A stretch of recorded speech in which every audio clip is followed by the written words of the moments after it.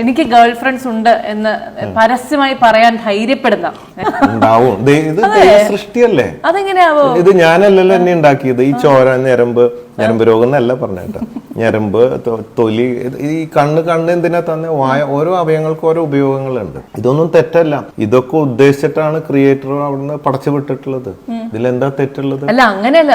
അപ്പൊ നമ്മളുടെ സാമൂഹ്യ വ്യവസ്ഥിതി അനുസരിച്ചിട്ട് നമുക്ക് വീട്ടിലൊരു ഭാര്യയുണ്ട്, പിന്നെ അത് കഴിഞ്ഞിട്ട് പിന്നെ ഗേൾ ഫ്രണ്ട്സോ എന്നുള്ള ചോദ്യത്തിന് എങ്ങനെയാണ് മറുപടി? അത് ഏത് നിയമത്തിലാ പറയണേ ഗേൾ ഫ്രണ്ട് പാടില്ല എന്നുള്ളത്? ഗേൾ ഫ്രണ്ട് പാടില്ല എന്നുള്ളത് നമ്മുടെ ഒരു സാമൂഹ്യ വ്യവസ്ഥിതി അതാണോ? ഏത് ആരുണ്ടാക്കിയ വ്യവസ്ഥ? ഏത് പുസ്തകത്തിലുണ്ട് ഒരു പെണ്ണിനെ സ്നേഹിക്കാൻ പാടില്ല എന്ന് എവിടെയെങ്കിലും പറഞ്ഞു വെച്ചിട്ടുണ്ടോ? ഒരിക്കലും ഇല്ല. രണ്ടുപേർക്ക് ഇഷ്ടമാണെങ്കിൽ സ്നേഹിക്കാം. അതൊക്കെ മനസ്സിന്റെ അവസ്ഥയല്ലേ? അത്രേ ഉള്ളൂ. അല്ല, അപ്പൊ ഈ രണ്ടുപേർക്ക് ഇഷ്ടമാണെങ്കിൽ എനിക്ക് നിങ്ങളോട് സ്നേഹം തോന്നി നോക്കിയ ഇന്റർവ്യൂല് തിരിച്ച് നിങ്ങൾക്ക് തോന്നിയെന്ന് ആയിരിക്കും. തോന്നിയെന്ന് ഞാൻ പറഞ്ഞില്ല. എന്തെങ്കിലും കുറ്റം പറയാൻ പറ്റുമോ? അല്ല ചേട്ടാ, അപ്പൊ ഈ നമ്മളിങ്ങനെ പരസ്യമായിട്ട് ഇങ്ങനെ പറയുമ്പോ നമ്മുടെ വീട്ടിലിരിക്കുന്നവർ എങ്ങനെ റെസ്പോണ്ട് ചെയ്യും? അത് അതിനുള്ള ഇടയ്ക്ക് കിട്ടാറുണ്ട്. അതൊക്കെ അങ്ങ് ശീലായി പോയി. സീക്രട്ടായിട്ട് കുറ്റബോധത്തിൽ ഒളിച്ച് തലയിൽ മുണ്ടിട്ട് എന്തിനു പറയണം? സത്യസന്ധം അങ്ങനെ ചങ്കൂറ്റില്ലാത്ത അതിന് പോണ്ട. അങ്ങനെ പറയട്ടെ ഓപ്പൺ ആയിട്ട്. ഫോറിൻ രാജ്യങ്ങൾ അങ്ങനെയല്ലേ? പക്ഷെ അതിന് വീട്ടിൽ നിന്ന് കിട്ടാറുണ്ടല്ലോ. അല്ല, അത് കല്യാണം കഴിഞ്ഞോണ്ടാണ്.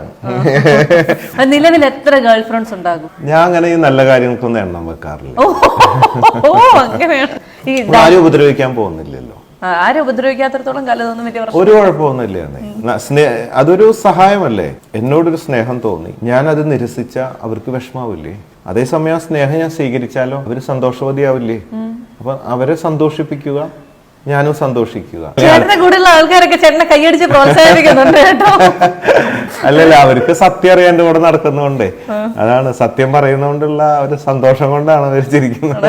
ഈ ബോബി ചെമ്മണ്ണൂർ നമ്മൾ ഗൂഗിളിൽ സെർച്ച് ചെയ്യുമ്പോഴത്തേക്കും കൂടെ വരുന്ന കുറച്ച് കാര്യങ്ങൾ ഞാൻ ചോദിക്കട്ടെ, അതിലേക്ക് ആൻസർ എനിക്ക് പറഞ്ഞു തരാമോ? ബോബി ചെമ്മണ്ണൂർ കാർ, നിലവിൽ എത്ര കാറുകളുണ്ട്? നിലവില് മൊത്തത്തിലുള്ള എനിക്കറിയില്ല. ഞാൻ യൂസ് ചെയ്യുന്ന കാർ ഒരു 4-5 ഉണ്ട്.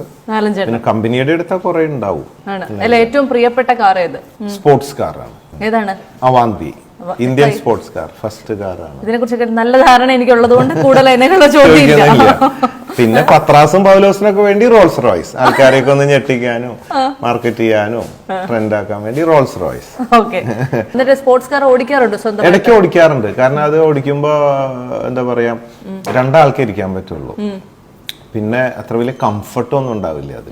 ഓക്കെ, അപ്പൊ എപ്പോഴും ഓടിക്കാനുള്ള ഒരു കംഫർട്ട് അതിനില്ല. ഇടയ്ക്ക് ഒന്ന് ചെത്താനോ ഒന്ന് സൗണ്ട് ഉണ്ടാക്കാനോ ഒന്ന് ചീറ്റിക്കാനോ ഒക്കെ ആയിട്ടുള്ള ഒരു സെറ്റപ്പ്. ബോബി ചെമ്മണ്ണൂർ ഏജ്?